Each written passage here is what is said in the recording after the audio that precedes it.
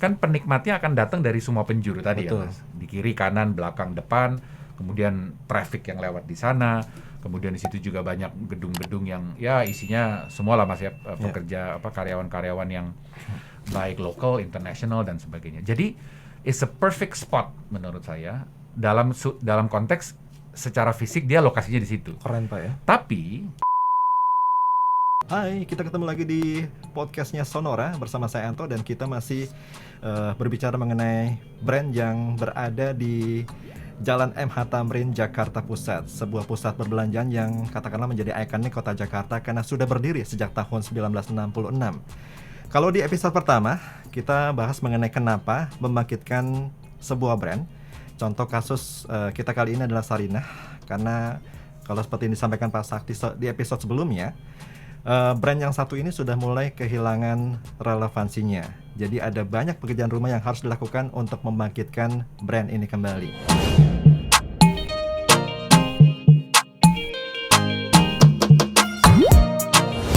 Dan di episode yang kedua kali ini, saya sudah bersama dengan Bapak Sakti Maki selaku Managing Director, Principal Consultant, Brand and Business Transformation Advisor, Maki Strategic Transformation Consultant. Pak Sakti, apa kabar? baik Mas, sehat selalu. Kita ketemu lagi ya. Kita ketemu lagi.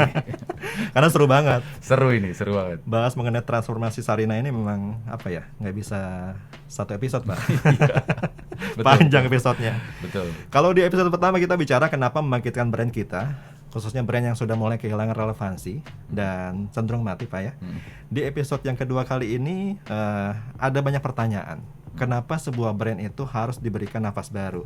Kemudian apa saja yang bisa kita lakukan untuk memastikan brand kita yang mulai terlupakan atau kehilangan relevansi itu bisa kita bangkitkan kembali Pak? Baik.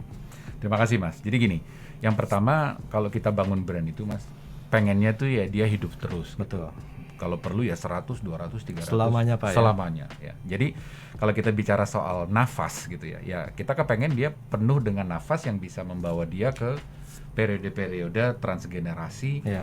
sehingga mulai dari sekarang nanti ke cucu kita dan sebagainya dia hidup terus gitu ya. Dan kita sudah banyak melihat fakta di lapangan bahwa banyak brand yang bisa seperti itu ya.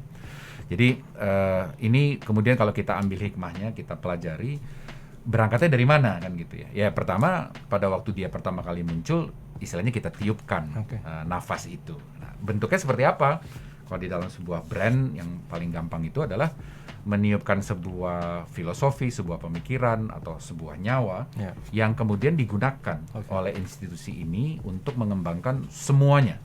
Pengembangan produknya, pengembangan layanan, pengembangan cara kita berinteraksi dan sebagainya, sehingga suatu hari dia meninggalkan sebuah impresi. Nah, impresi itu hidupnya di mana? Hidupnya di sini nih Mas, di kepala nih.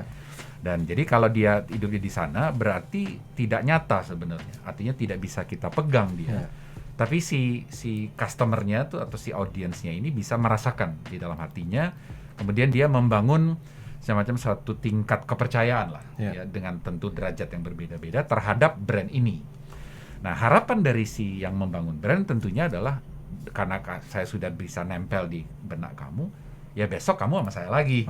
Walaupun di sebelah kiri kanan saya ada kompetitor, tapi kamu tetap melihat saya lebih dibandingkan dengan yang lain.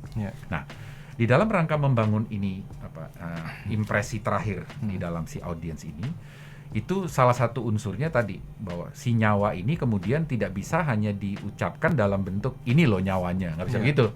Tapi untuk membuatnya visible, kita harus melakukan yang disebut dengan bringing the brand to life. Brand itu jadi harus hidup. Ya, jadi kalau dia dimasukin dalam sebuah bentuk yang fisik, ini sama analoginya Mas dengan apa bedanya house sama home. Nah, kalau di Indonesia nggak ada nih padanannya. Rumah ya rumah gitu ya. Tapi kalau di bahasa Inggris ada perbedaan besar antara house dan home. House itu adalah fisiknya, home itu adalah nyawa yang ada di dalam rumah itu. Jadi Sarinah sebagai satu contoh yang sangat konkret di mana dia punya narasi itu, dia punya nyawa itu, dia punya spirit itu, dia punya nafas itu dan sebagainya. Nah, bagaimana caranya ditumbuh kembangkan? Sudah dilakukan di awal. Tapi karena terjadi tadi generasi yang berbeda-beda, turun-temurun, kemudian perjalanan daripada bagaimana mereka bangun bisnisnya, cara menatanya dan sebagainya, lama-lama karena tidak di-manage dengan proper, sehingga kehilangan yang kita sebut tadi dengan relevansi dan lain sebagainya. Jadi nafas yang terkait dengan bagaimana nafas ini hidup di dalam sebuah brand juga tidak bisa dipisahkan Mas dengan relevansi. Jadi kita bisa misalnya, bisa nggak saya duitin terus nih brand ini gitu ya, oh terus berjalan, oh bisa. Tapi selama di ujungnya tidak ada relevansi yang timbul di apa namanya, di level audiensnya atau di level customernya, ya buat apa nafas itu dibikin terus gitu. Jadi kalau dia melihat bahwa audiensnya lama-lama kayak nggak ngelirik lagi gitu ya, kayaknya nggak seru nih kamu nih gitu ya, karena diganggu. Nanti muncullah mall yang ini, muncul mall ini, diganggu kan. Nah pertanyaannya, kamu akan melakukan sesuatu nggak pada saat kamu diganggu itu? Nah inilah yang disebut dengan nafas. Punya nggak nafas yang cukup untuk guys, kamu jangan kemana-mana ya, kamu sama saya. Ya si audiensnya nanya dong, sorry nih, toko sebelah lagi buka nih, seru. Lu mau ngasih apa sama gua yang toko sebelah nggak punya? Nah inilah Mas yang disebut dengan nafas berkelanjutan yang harus dibangun. Nah sayangnya memang pada waktu itu Sarinah tidak melakukan itu.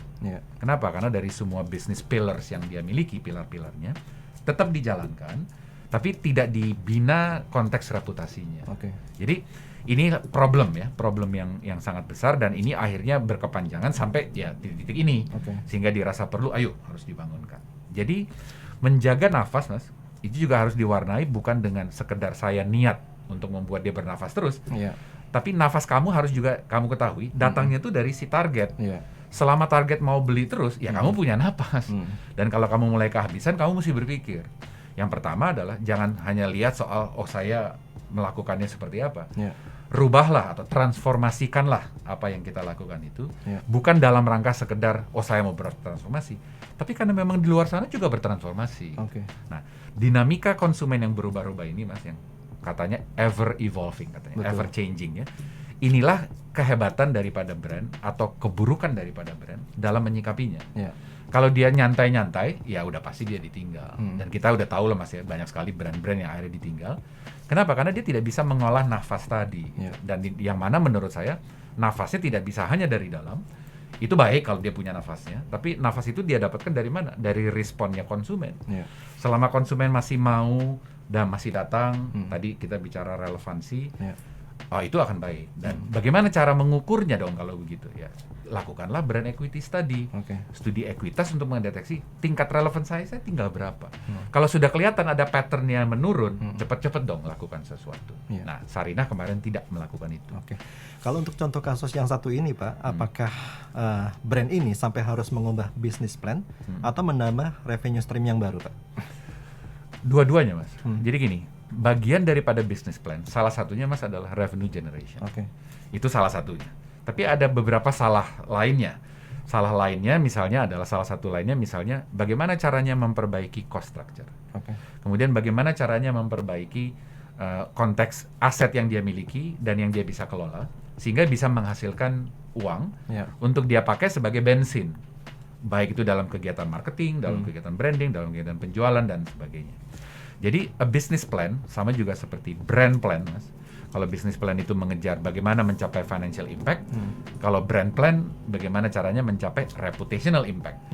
Karena tanpa reputasi, financial nggak bisa dibangun juga. Karena kita cerita bahwa bisnis model saya bagus ini segala macam, tapi kamu tidak berhasil mengajak konsumen untuk datang, mencoba, membeli dan mengulang, dan mungkin mengcapture mereka dengan semacam consumer loyalty program dan sebagainya.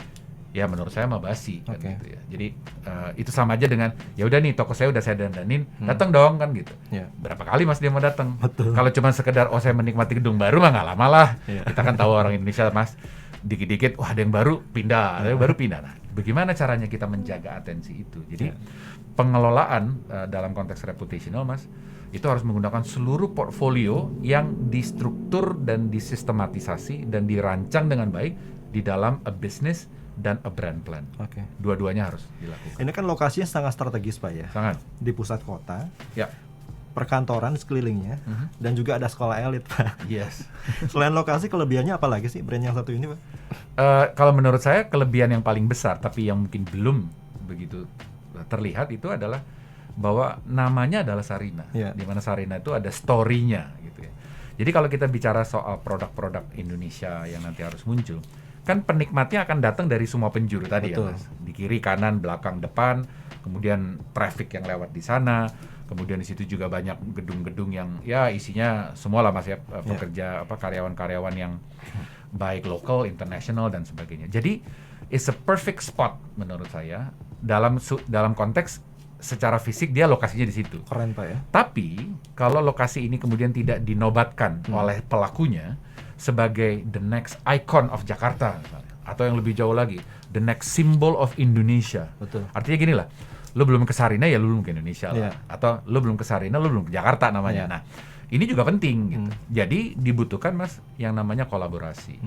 Jadi value added yang dibangun sekali lagi tidak bisa hanya soal fisiknya, soal traffic yang potentially bisa datang. Itu udah bagus tuh.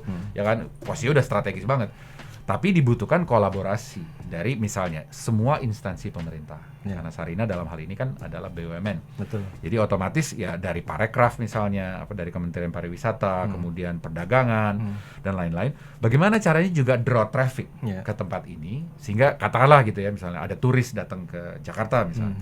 Harus dibikin planningnya bahwa ya kamu harus ke sini. Artinya secara portfolio dari yang dia mau presentasikan di tempat ini ya nggak bisa cuma sekedar toko-toko aja. Betul. Tapi misalnya ada tempat-tempat seperti cultural experience, orang bisa melakukan trading. Saya bisa datang ke satu lantai tertentu, terus saya mau bawa produk-produknya ada 7-8 item, saya mau ekspor atau saya mau bawa ke negara saya di Swedia misalnya, atau saya mau bawa ke Afrika misalnya. Nah, harus disediakan tempat yang baik gitu. Betul. Jadi berilah akses ya, yang baik kepada semua pihak sehingga siapapun yang tertarik dengan Sarina dia bisa melakukan itu dengan sangat mudah. Fisik is one part, tapi kan masih ada cara lain lah, cara digital dan lain sebagainya. Jadi fungsi utama dari Sarina ke depan tentunya juga harus dia tidak bisa diem saja gitu. Ayo kamu datang, kan saya udah di lokasi yang oke nih gitu. Dia juga harus aktif dan itu adalah salah satu kesalahan fatal yang tidak dilakukan oleh Sarina sebelumnya, bahwa dia tidak rajin untuk membuat dirinya atraktif gitu loh Mas. Istilahnya kalau kita pakai apa ya, bahasa sederhana gitu ya, si cewek ini gitu ya kurang rajin bersolek gitu loh. Jadi kalau lewat di depan kita nengok Pak ya. Iya, harusnya kan jangan kan lewat siapa dari tuh? jauh aja, siapa tuh kan gitu. Nah, untuk membuat itu bisa kembali Mas, ya dia harus berdandan lagi, tapi bukan hanya kosmetik fisik, tapi ya seluruh substansinya gitu, kira-kira begitu. Cuma dandannya juga harus mengikuti perkembangan zaman Pak. Semua kan sekarang serba digital. Harus transformasi secara digital juga. Otomatis. Yang tadi saya sampaikan di awal bahwa transformasi digital di sini tuh bukan hanya sekedar ya mentang-mentang semua sekarang e-commerce, saya ikut e-commerce. Itu is the basic gitu ya. Ya, ayo kita ikut aja ke sana gitu ya. Itu nggak akan pernah salah gitu. Tapi yang lebih penting adalah kemudian platform ini digunakan buat apa. Jadi kalau akhirnya kita punya digital platformnya, harusnya dia fungsi utamanya adalah enabler Mas. Enabler apa? Enabler commerce bisa, enabler transaction bisa, tapi enabler kurasi juga bisa, enabling content bisa, enabling engagement juga bisa. Karena yang tadi Mas bilang, masyarakat Indonesia itu dengan penetration teknologi yang begitu luar biasa, ya nggak ada deh kita jalan kemana-mana dia nggak pegang handphone misalnya gitu kan. Berarti kan ada satu mekanisme yang bisa kita pakai. Jadi dalam hal ini fungsi daripada digital platform itu adalah enabler supaya audience bisa berinteraksi dengan lebih baik. Nah, tinggal pertanyaannya sekarang, Sarina mau menggunakan platform ini buat apa? Kalau cuma buat sekedar dagang, menurut saya basi. Bagus, tapi basi. Kalau cuma hanya itu. Tapi kalau kemudian diisi dengan misalnya tentang kekayaan kebudayaan bangsa, kekayaan konten dari seluruh bangsa Indonesia misalnya, adat budaya, kemudian hasil karya, traceability yang tadi kita bicarakan itu jadi beda Mas ceritanya. Karena nggak ada platform lain yang bisa melakukan itu. Coba aja kita lihat ya, Tokopedia bisa nggak? Nggak bisa. Bukalapak bisa nggak? Nggak bisa. Jadi kalau kita mau menjadi another platform Mas, harus platform yang kembali kepada narasi utama, yaitu narasi nurturing yang dilakukan oleh Ibu Sarina itu. Nah, ini harus dimanifestasikan menjadi totalitas gitu, kira-kira begitu. Jadi belum ke Jakarta kalau belum ke Sarina. Kalau belum ke Sarina. Belum ke Indonesia kalau belum ke Sarina. Betul. Jadi penasaran proses transformasi Sarina berikutnya? Pantengin terus nih podcastnya Sonora. Jangan lupa ya like and subscribe di channel YouTube-nya @sonora FM.